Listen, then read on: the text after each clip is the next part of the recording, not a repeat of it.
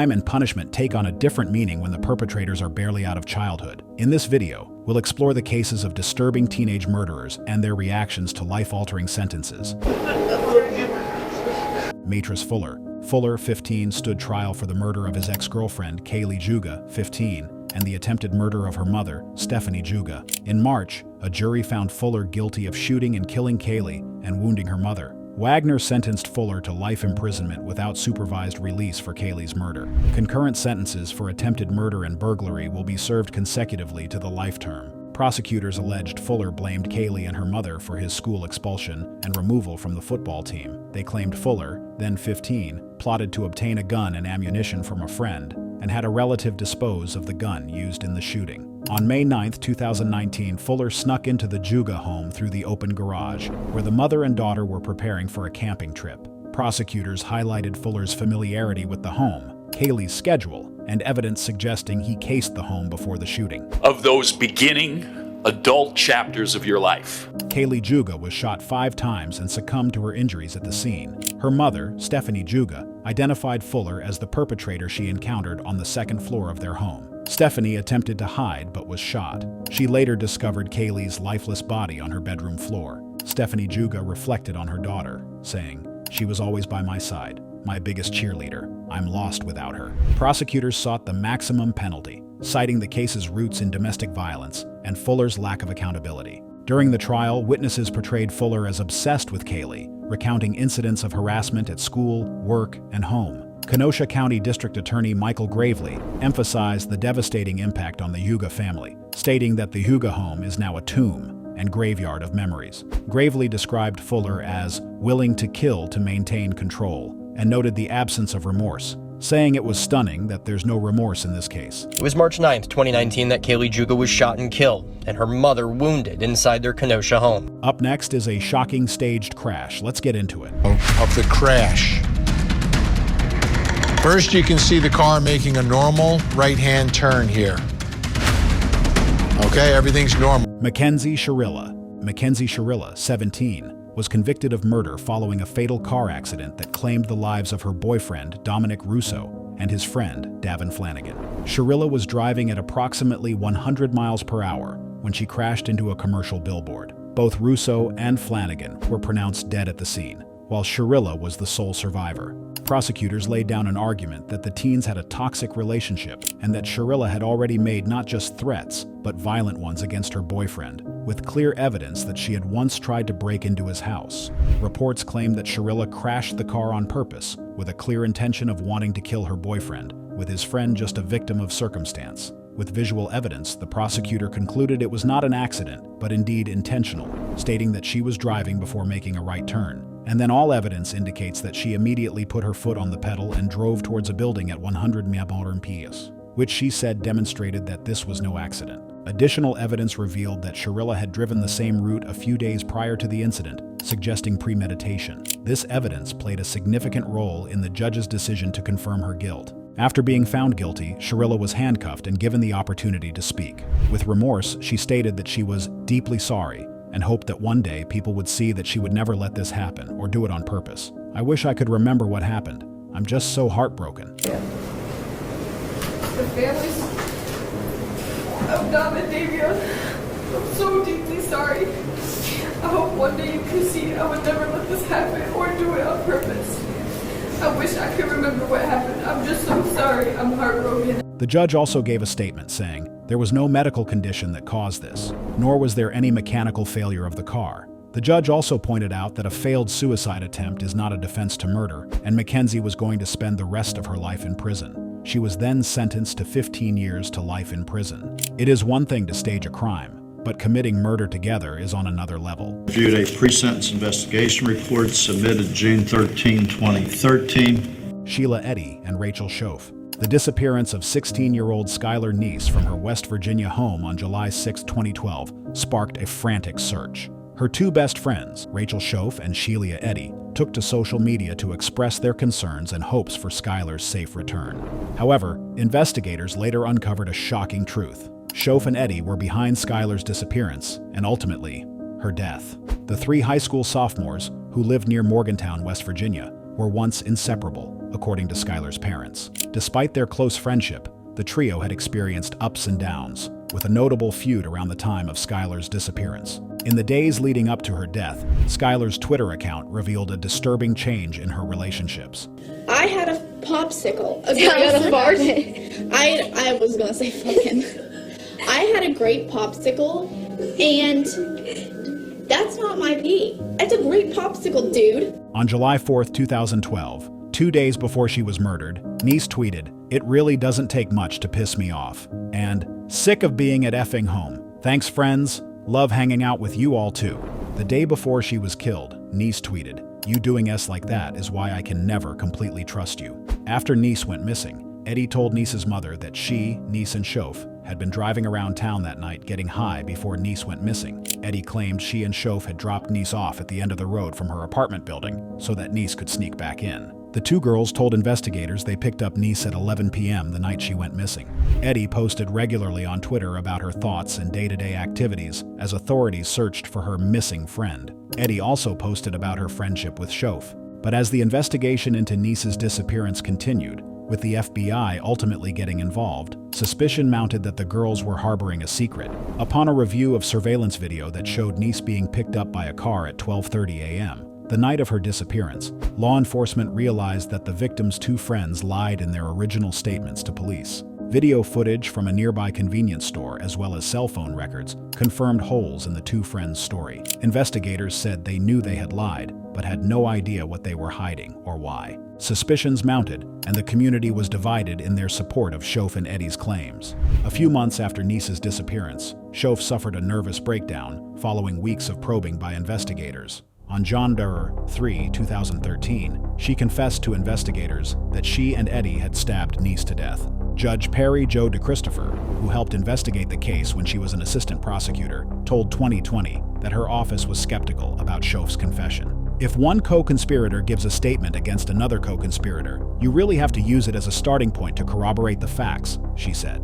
However, Shoaf gave information that led authorities to Niece's remains, which were found in a wooded area over the Pennsylvania state line, about 20 miles from Star City, West Virginia. During her January 2013 confession, Shoaf had told authorities how she said she and Eddy had planned Niece's murder. The initial plan was for Shoaf and Eddy to pick up Niece from her house at night, drive to a secluded area, and smoke marijuana. However, Shoaf revealed that the true intention was to count to 3 and then fatally stab Niece. Authorities later discovered Niece's body with over 50 stab wounds. Investigators attempted to gather evidence against Eddy, including having Shoaf wear a wire. When this proved unsuccessful, they executed a search warrant at Eddy's residence, seizing her computer, phone, tablet, knives, and a Toyota Camry. An FBI analysis of the vehicle revealed Niece's blood DNA in the trunk. Eddy was arrested on May 1, 2013. Both she and Shoaf were charged with murder as adults. Eddy pleaded guilty to first-degree murder and received a life sentence on January 24, 2014. Shoaf pleaded guilty to second-degree murder, cooperating with authorities, and was sentenced to 30 years in prison the following month. I'm so sorry. I don't know if there's a proper way to make this apology because there are not even words to describe the guilt and remorse that I feel each day for what I've done. I hurt the Niece family and those who love Skylar. I hurt my parents and shamed my family. May God bring eternal peace to Skylar and the entire Niece family. Only Shoaf apologized to Niece's parents during her plea deal. Next on our list is an 18-year-old murderer, Shondell Jackson. Shondell Jackson, 18, appeared in a Milwaukee courthouse for the murder of a 21-year-old university student. According to reports, Jackson and his companions were allegedly seeking out victims when they encountered the deceased, Potter, outside a bar. At the time, Potter was a student at the University of Wisconsin-Milwaukee. Reports claimed Jackson and his friends stalked Potter before harassing him and demanding money. However, Potter had no money on him, which annoyed Jackson, and the offender pulled out a gun and shot Potter. According to police officials, Jackson fled to Mississippi a day after he murdered Potter in cold blood, but his uncle had already tipped law enforcement about the offender's whereabouts, leading to his arrest and trial. As Shondell Jackson was escorted out of the courtroom, he exhibited a peculiar and unsettling behavior. Despite the gravity of his situation, Jackson was seen flashing a smile while making gestures towards the victim's family. This display raised questions about whether Jackson felt genuine remorse for his actions or if his demeanor was merely a facade. Moments before Jackson's sentencing, his mother had a few words to say. According to her, she first heard about the incident on TV. and she immediately started crying. I'm like, oh my God, I can't imagine what that mother is going through. She said she never had a clue that her child had anything to do with it, while claiming her son isn't a monster. I never had a clue that my child had anything to do with it. My son is not a monster. He is not a monster. Jackson also came up with an apology, pleading to the court to spare his life. However, the court sentenced him to life imprisonment without parole, resulting in an outburst from Jackson, but he was restrained. Mr. Jackson to life imprisonment without possibility for extended supervision. I know that is something that is reserved for the most serious of cases, and As Shondell Jackson was being led away, a heated exchange erupted between his family member and the victim's family. The family member was heard shouting. Meanwhile, Jackson's friend, who had pleaded guilty to serving as a lookout during the murder and theft, received a 12-year prison sentence. believe that this case rises to that level.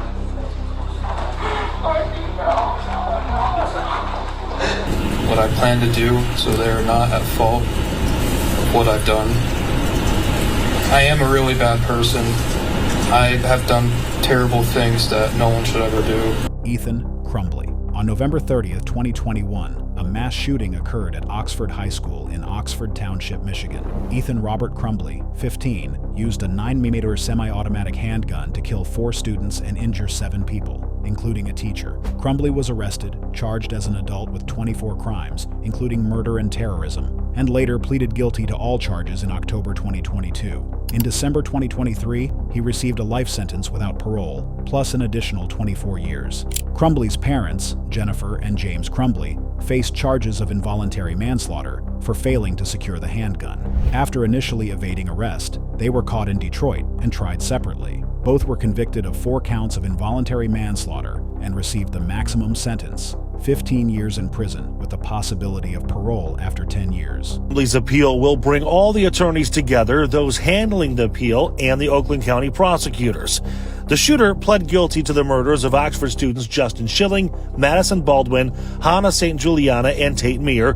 Lawsuits were filed against the school district, Oxford Community Schools, alleging negligence by school officials towards warning signs exhibited by Crumbly leading up to the shooting. Crumbly was arraigned by a magistrate on homicide and attempted homicide charges shortly after he was arrested to allow for continued custody, but he was not immediately charged as an adult. On December 1st, 2021, he was charged with terrorism causing death, first-degree murder, assault with intent to murder, and possession of a firearm during the commission of a felony, with the possibility of more charges being added as the investigation continued. According to the Associated Press, this appeared to be the first time in U.S. history where a terrorism charge was filed in relation to a gunfire incident on school grounds. The terrorism charge is provided under Michigan law for an act that is intended to intimidate or coerce a civilian population. In this case, the Oxford High School community. Crumbly was charged as an adult, and the judge, Nancy T. Karniak, entered a plea of not guilty on his behalf. He was ordered to be held without bond and relocated to the Oakland County Jail, and Karniak scheduled a probable cause conference for December 13th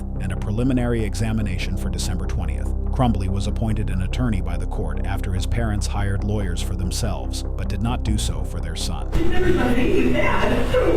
They're taken to see their son, and there he was, handcuffed to the wall. He avoids making eye contact with them. I don't think we need to ask you any questions right now.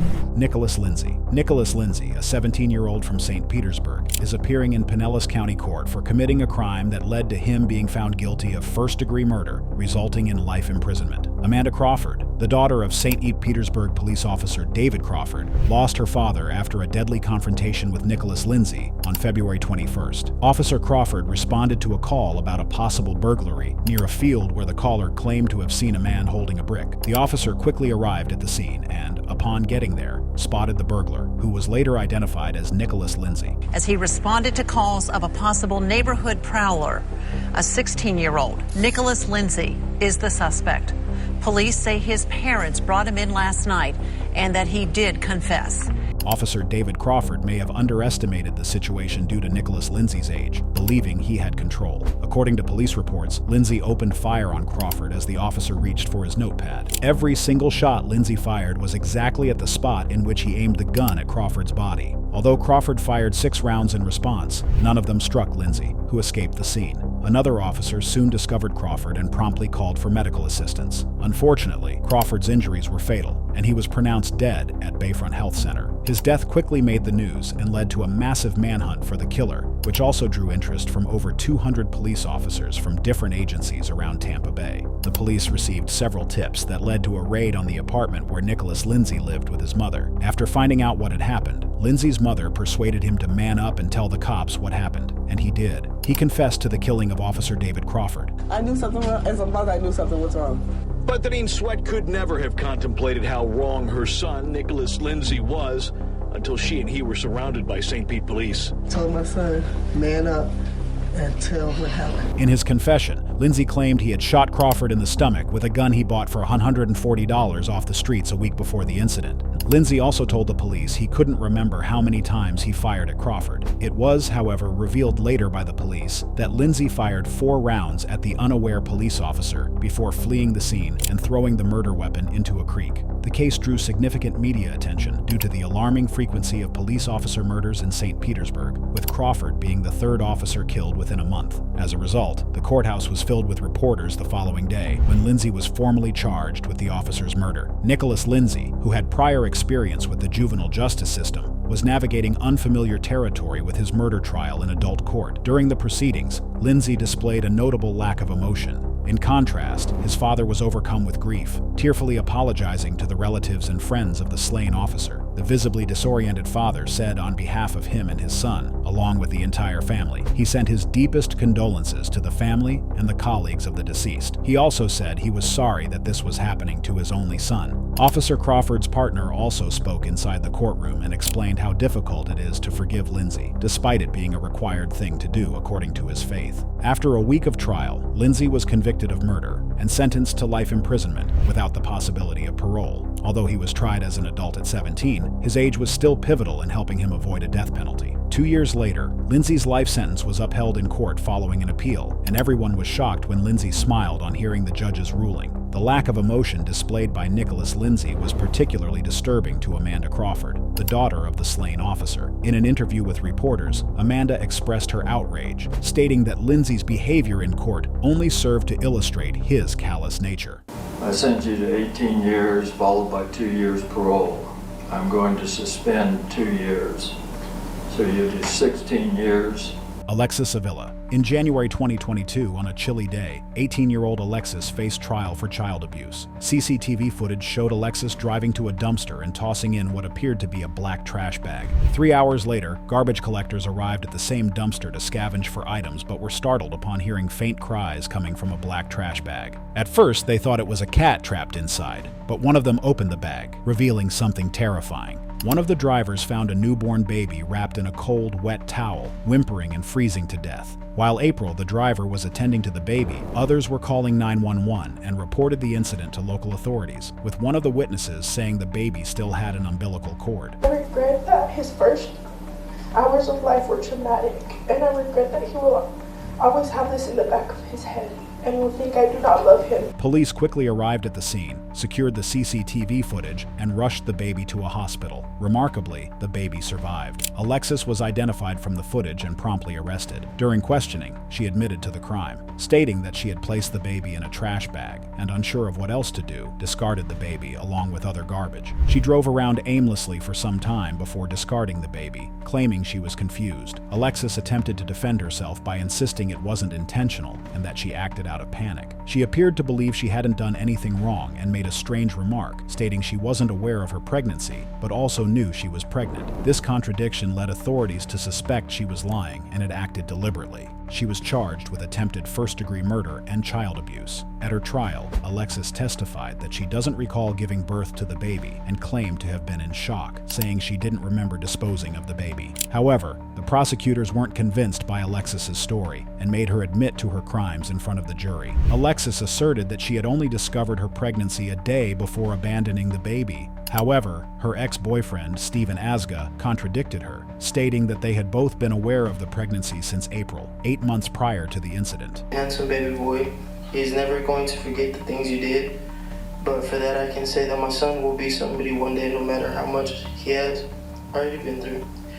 The jury ultimately found Alexis Avila guilty of attempted first-degree murder and child abuse. In court, Avila expressed remorse, stating she was saddened that she would miss all of the baby's first milestones and had deprived him of a mother's love. She was sentenced to 16 years in prison. The baby, later named Saul, is now living a healthy life with his father's family. Judge William Shoebridge sentenced Avila to 16 years behind bars, plus 2 years on parole. She will get credit for the 475 days already served under house arrest. 13-year-old Derek Rosa on doorbell camera. His mother holding her newborn baby, cautioning her teen son not to run. He asks her in Spanish why she always tells him not to run. Seconds later, he re-enters the apartment. Irina Garcia still in the same chair with her baby. Moments after this, police say Rosa killed his mother. Derek Rosa, a 13-year-old boy, has been accused of murdering his own mother. He allegedly stabbed her to death in the presence of her newborn baby and has since been charged with murder. Derek Rosa is accused of fatally attacking his 39-year-old mother, Irina Garcia, while she slept in their home in Hialeah, Florida. The 13-year-old has been charged with first-degree murder, meaning his case will be tried in the adult criminal court system, according to NBC Miami. Hialeah police reported that officers responded to a call from Rosa at around 11:30 p.m. on October 12th, during which he allegedly confessed to killing his mother. Upon arrival, officers found Ms. Garcia deceased in her bedroom, next to a cot where her 14-day-old baby was discovered unharmed. In a heavily redacted 911 call, Rosa is heard asking the operator to send police, but was unable to provide his address. When asked if his mother was breathing, he replied, "Ma'am, she's dead," and added, "There's blood all over the floor." He stated that his newborn sister was sleeping in her cot and assured the operator, "I did not touch her. I didn't want to touch my sister." Rosa said he wanted to kill himself and had loaded one of his father's guns, but could not do it, according to the audio recording. At one point, he is heard saying, "Miss, I took pictures, and I told my friend about it. Is that bad?" He said he did not know this friend's real name, but it was someone he played online games with. In the audio recording, Rosa added that he didn't delete the pictures off his phone, but he sent them to him, and I told him he was sorry, and then said goodbye to him. The operator asked him why he killed his mother, but his response was redacted. Asked where else he had stabbed her besides her neck, his reply was also redacted. State prosecutors played a chilling tape in court of a 13-year-old confessing to using a purple-handled kitchen knife to slash his mother's throat as she slept, while his 2-week-old sister lay nestled nearby in her crib. I went to the kitchen. I grabbed one of the kitchen knives, and then I went to our room, and then I ate. It's okay, you can say it. The Hialeah detective who arrested Derek Rosa said he stabbed his mother 46 times, then sent pictures of the bloody scene to a friend he referred to as Sweden. On Friday, following the playback of the 911 recording in court, Miami-Dade Circuit Judge Richard Hirsch concluded a protracted 6-week hearing regarding where Derek Rosa would be detained before his trial. The judge ruled that Derek would spend the upcoming months, or potentially years, in an adult jail, rejecting the request from his attorneys to have him placed in a juvenile detention center. After his sentence footage showed his grandmother blowing him a kiss before breaking into tears. I think at this point, maybe to set it for staffing and PBH in the normal course, and we can add it on. I agree. That would be your day week afternoon? Yes, Judge. All right, that would be 215, 226. I'm sorry for what happened, Your Honor, but I came to life in prison. And I'm not a bad person, but I made mistakes. Brandon Spencer, 19, was charged in the Los Angeles County Superior Court with 4 counts of attempted murder. The incident occurred during a crowded Halloween party on the University of Southern California campus in Los Angeles, where gunshots suddenly rang out, causing chaos. As panic spread, some partygoers fled in fear, while others sought refuge by hiding. Reportedly, Spencer also ran, but was stopped in a parking lot, where he was picked up by the Los Angeles Police Department for questioning. A couple of days later, Spencer was charged with 4 counts of attempted murder. He had injured 4 people, but fortunately none of them died. He was so intent on killing the 4 people that he opened fire on a crowd. The minimum period of parole eligibility is 15 years plus 25 years of life in accordance with Penal Code Section 12022. During the trial, prosecutors argued that the shooting stemmed from a conflict between Spencer and a rival gang member, asserting that Spencer was a well-known gang member. Spencer, however, maintained his innocence throughout the trial, stating that he isn't a bad person, but he made a mistake. Despite his defense, the jury found him guilty. Spencer had nearly 50 family members and friends in the courtroom as the judge delivered his sentence. While the sentence was being read, Spencer repeatedly banged his head on the defense table, causing sheriff's deputies to restrain him. He was sentenced to a range of 4 years to life for the attempted murder of 4 people. Thanks for watching this deep dive into the disturbing reactions of teen murderers facing life sentences. It's a tough topic, but it's one that raises important questions about justice, youth, and the consequences of crime. What do you think? Should teens be held to the same standards as adults in these cases? Or is there room for rehabilitation? Drop your thoughts in the comments below. And if you enjoyed this video, then make sure to watch our next cases shown on screen.